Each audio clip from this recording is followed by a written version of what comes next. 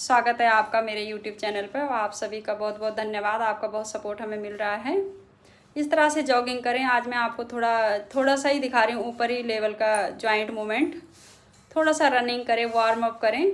Gym करने से पहले आप कुछ भी करते हैं तो थोड़ा सा रनिंग वार्म अप करना बहुत ज़रूरी हो जाता है।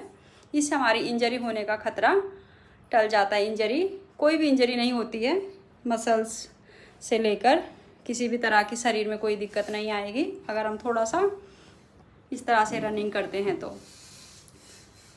अब हम करेंगे हाथों का, जो हमारे हाथों की फर्स्ट उंगलियों का जॉइंट होता है ना, फर्स्ट जॉइंट उंगलियों का, उसको मूवमेंट करेंगे। जैसे चील या बाज अपने शिकार को पकड़ता है, इस तरह से पकड़ेंगे। खाली फर्स्ट जॉइंट का ही मूवमेंट करेंगे। हाथों को सीधा रखें, कोहनियों को सीधा रखें और कम से कम 10 या 20 बार करें। इससे हमारी ग्रिप बढ़ती है। हाथों में कई लोगों की कंपकपी सी आ जाती है, ग्रिप कम हो जाती है, दर्द होने लगता है। जॉइंट मूवमेंट करें इस तरह से। इससे आपके जो हाथों में दर्द हो जाता है, कभी यूरिक एसिड के कारण होता है, कभी गाउट के कारण होता है, अर्थराइटिस के कारण होता है, वो आपका पेन नहीं होगा।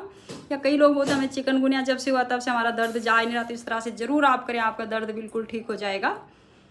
अब आप सेकंड जॉइंट जो होता है, अंगूठे अंदर मुट्ठी बंद करें, खोलेंगे, बंद करेंगे, खोलेंगे, इस तरह से करें। इसको भी आप 10, 15, 20 बार कर सकते हैं।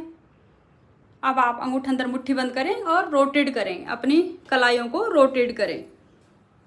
इस तरह से रोटेशन करेंगे।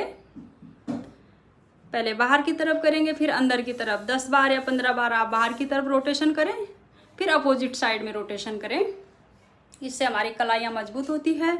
कलाइयों में जो दर्द होता है वो ठीक होता है और कलाइयों की मजबूती बढ़ती है। जैसे हम कुछ एक्सरसाइज, प्लैंक वगैरह करना चाहे, कोई भी हाथों से बहुत सारे हम अपने शरीर का भार उठाते हैं, एक्सरसाइज में ये चीज़ें काम आती हैं। तो इस तरह से आप कलाइयों को मजबूत करके कोई भी एक्सरसाइज कर सकते हैं। अब हम हथेलियों को अप डाउन करेंगे, इससे भी हमारी कलाई मजबूत होती है। हथेलियों को जो जॉइंट होता है ना कलाई पे, उस जॉइंट के लिए बहुत अच्छा है। अब हम हथेलियों को सीधा रखेंगे, कंधा हाथ को, और पीछे पुश करेंगे हथेलियों को। अब हम बाहर की तरफ पुश करेंगे, हाथ को सीधा रखें। अब हम अंदर की तरफ भी और नीचे की तरफ, चारों साइड हम हथेली को पुश करेंगे खोल के। अब इसी तरह से दूसरे हाथ को भी करें। इससे भी हमारा शोल्डर पे प्रेशर आता है, हाथ पे प्रेशर आता है। अब हम कोहनी का जॉइंट का मूवमेंट करेंगे।